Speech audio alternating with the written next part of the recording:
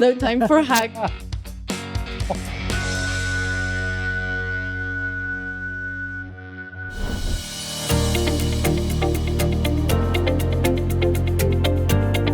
The term limb preservation really evolved from kind of a more hubristic term, limb salvage, but it's really the preservation part is really meaningful to me because it makes me feel like we're doing something with our patients and not to them.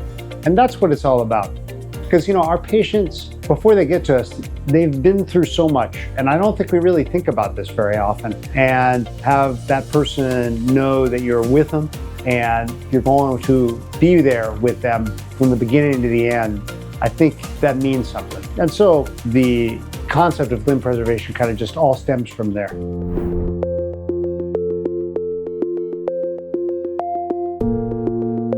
Oh, I definitely considered so many different paths. At first, I wanted to be an astronaut, but and then an astronomer.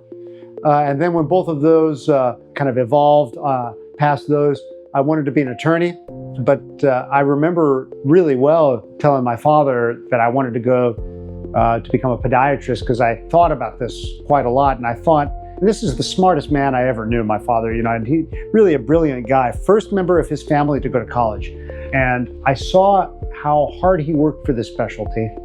And I realized, you know, after going through some of the other iterations of what I wanted to do, that trying to give back to this, maybe adding on one generation to the efforts that he had, maybe worth a life's work in this humble specialty, you know, at the end of the body. And I also remember when my daughter came up to me, she wanted to be an airline pilot and she was already well on her way. And she came up to us after spending some time in the operating room with me and some of my really good friends in Italy. And she said to us, "Mommy, Daddy, I want to do what you do."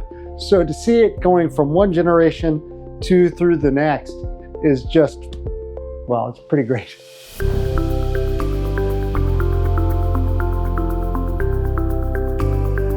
It is so much fun to be part of a team, even though when you're in an individual specialty, it's not natural to step back and sort of have all these other folks with you in the operating room or in the clinic.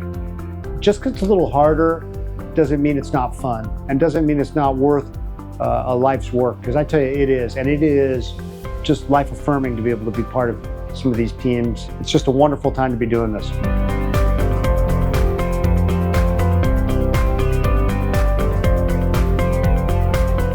What I'm seeing now is that these teams that we've put together are normal, whether it's Poland, whether it's Los Angeles, whether it is in Peru or Antalya, Turkey. These teams now are common, and they're happening now. When we see all of the technology marrying with those teams, it makes it even more exciting.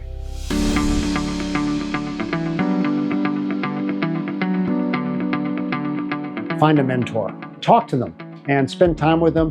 And then after doing that, the best way to pay that forward is to do good.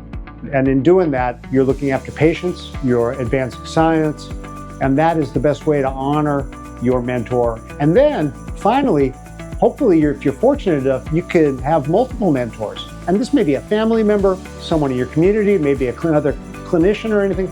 And you have all of these people, these women and these men that you will call up and ask for advice if you have a decision to make. And sometimes you even know what that answer is going to be. But even just hearing them say it sometimes really is helpful, and it honors them. And that's the great kind of circular, positive kind of chain of positive that you see kind of moving stuff forward in medicine and surgery, business, I would say in life. One of my mentors, Larry Harkless, used to always talk about just pulling up a chair and kind of sitting with your patient and talking to them and making that connection, whether it is that way at the chair side, whether it is at the bedside, or whether it's through an app and a chatbot now. All of these things are important, and we have to use all of them. We have to marry the team with the technology and the tenacity. I had a great pleasure to interview Dr. Armstrong, who I'm visiting in Los Angeles, and it's a great honor and pleasure to be here with you, and I'm so happy that I have this opportunity to talk with you and to share this knowledge with others. Are you kidding? It's such a pleasure to have you here. I am so excited for the future, and you're going to be in it and making a difference. So here's to that. Here's to you. Thank you so much. And what I want to say, just keep being so optimistic and keep connecting dots, because you're really inspiring and you're a great mentor to me. Thank you. No time for hug. Thanks. Total pleasure.